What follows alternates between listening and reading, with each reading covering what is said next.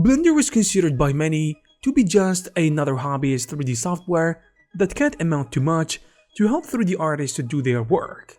But now, I would say that has completely changed, with more and more 3D artists choosing Blender to do their work and create side hustles because they realized the Blender economy or the ecosystem has great opportunities. So what are these opportunities, and why is Blender now probably the best 3D software for making a living or just a side hustle as a 3D artist? And how some 3D artists change their lives by tapping into that potential of Blender and its community. If you are a Blender user, you have probably noticed that there is a big influx of Blender users. This means we have more artists to fuel what I like to call the Blender economy. Since Blender is free, there is a chance to work on personal projects without the burden of having to pay for software subscriptions. And you can do this even for your professional work, which is great. And as a consequence, this means you can easily spend on other stuff like add-ons, materials, or maybe expand your knowledge with courses. Literally now, 3D artists rely on Blender as a cornerstone for creating successful businesses that can really help the community. Like what Andrew Price, aka Blender Guru, has done with his YouTube channel and his popular business called Polygon, that he actually never fails to mention at every possible chance he gets, which is understandable to be honest. This video is brought to you by Skillshare. Before we continue, if you are a beginner 3D artist, or maybe you've been doing 3D art for a while now, and you can't seem to find a way to monetize your 3D skills, this is not solely an art-related issue. And this becomes clear when it comes to turning skills into money. As an artist myself, I have struggled with this for a long time. That's why I'm happy to announce that we created a course on Skillshare outlining some of the best ways to monetize your 3D skills. In this class, I share with you 5 methods that will help you make a living from your 3D art. And I will go through some obvious but overlooked stuff in addition to not so common practices. And whether you are a beginner or a seasoned 3D artist, I'm sure you will find something interesting and useful. By the way, it is now on Skillshare, and I will appreciate it a ton if you want to check it out. Also, summer break is right around the corner, which is a great time to start learning a new skill or get back on track. And Skillshare is one of the best and largest online learning platforms that can help you do that, with hundreds of classes in photography, illustration, VFX, writing, and beyond, taught by industry professionals. So guys, please check out the class to help support the channel. Also, the first 500 people to sign up using our link in the description down below will get a 1-month free subscription of Skillshare. And thanks again to Skillshare for sponsoring this video. The thing is, compared to the old days of computer graphics, the market today is way more abundant than ever. So if you are a game developer, VFX artist, product designer, or ArchViz artist, just to name a few, there is a far better chance to be successful compared to the old days. Let's just say 20 years ago or even 10 years ago. This is the case simply because there are more people and more companies that need services and experience of a 3D artist or a designer. You might say, well, that's good and everything, but there is a lot of competition out there because the number of artists and designers is increasing too in the market. And while this is true, it is still a good thing, because more 3D artists doesn't necessarily mean that they are gonna be better than you. I would say if you can't be successful in this market, and I'm gonna be a little bit harsh here, it is because you're not trying too hard or because you're settling for being mediocre. For example, with the advent of Blender in the last 10 years, especially in the last 5 years or so, after the release of Blender 2.8, a lot of 3D artists and designers from all different industries came to the realization that Blender is a great option to do their work, whether it be for clients or making products for the community. And this is rapidly increasing year after year.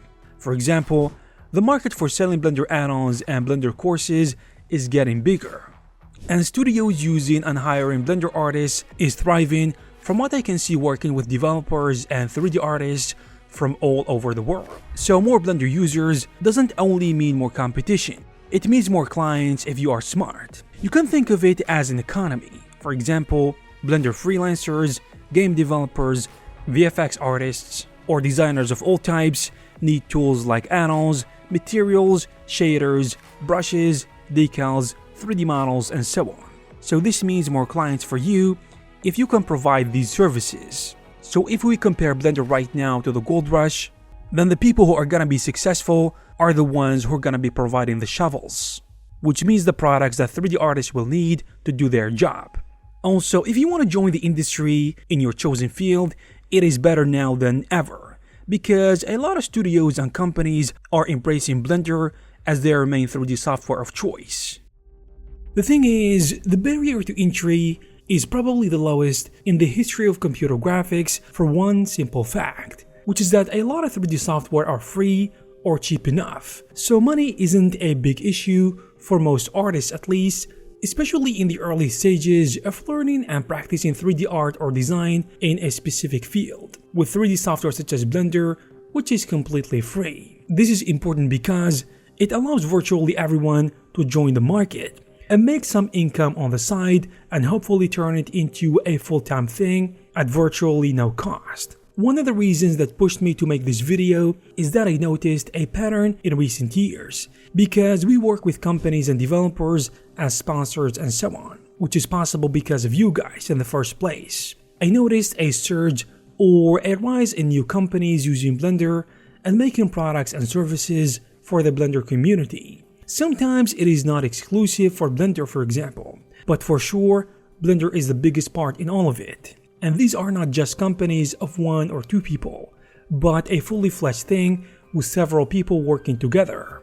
The first example that comes to mind is Polygon, that was created by Andrew Price, also known as the Blender Guru. His company provides products like textures, materials, 3D models, HDRIs, add-ons, and so on. Also, one of the prominent examples is the Blender Market, made by the guys from CG Cookie. For me, this is a great example of a Blender ecosystem where all developers, Blender artists and instructors, or any creators who sell 3D assets come together to make the best products for the community. This project was a long time in the making, but the surge of new Blender users I think make it more important and even more successful, which shows how much bigger the Blender economy is growing.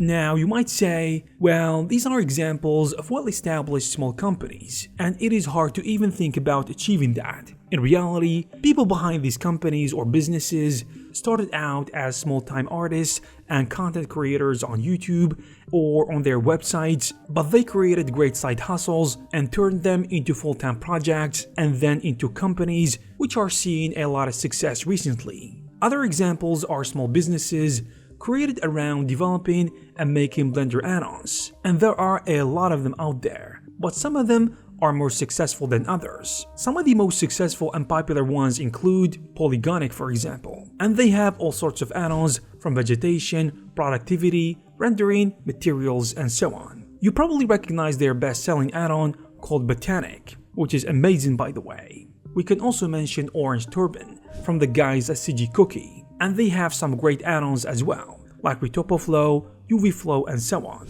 On a side note, I never saw something like this in Blender, but they describe their company as a specialized consulting firm that helps companies of any size and shape integrate Blender into their production pipeline. This is great because it will help other studios or companies interested in using Blender to integrate faster and more efficiently. So it will hopefully push Blender in the direction of becoming industry standard, even if it is just a little bit forward. Another good example is True VFX, which have over the years developed amazing add-ons like True Terrain, True Sky, True Assets, True VDB, and so on. They are great and they are making valuable and quality products. I will add one example because there are a lot of them and they are all amazing developers. One example I would add is B-Production. The guys from B-Production have some of the absolute best Blender add-ons like Population, Gobos, Transportation, and 4 other amazing vegetation add-ons, just to name a few.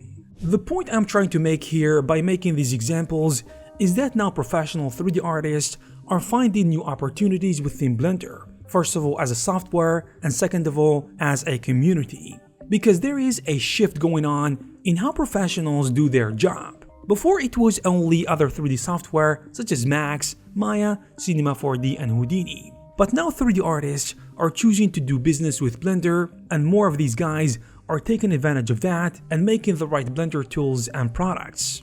Now, if you look at other 3D software such as Max, Maya, and Cinema 4D for example, there are already established companies creating tools and products for 3D artists for a long time. I would say from the early 2000s. Companies like CBus, which is popular for developing tools like Thinking Particles, Final Fluid, and Final Render, and it is especially popular among Max users. We can also mention Chaos, which is popular for making the render engine V-Ray, which is now making and providing its products for all 3D software and their communities. For Cinema 4D, we can mention companies like Grayscale Gorilla, which sells different products and services, including plugins, materials, training courses, and so on.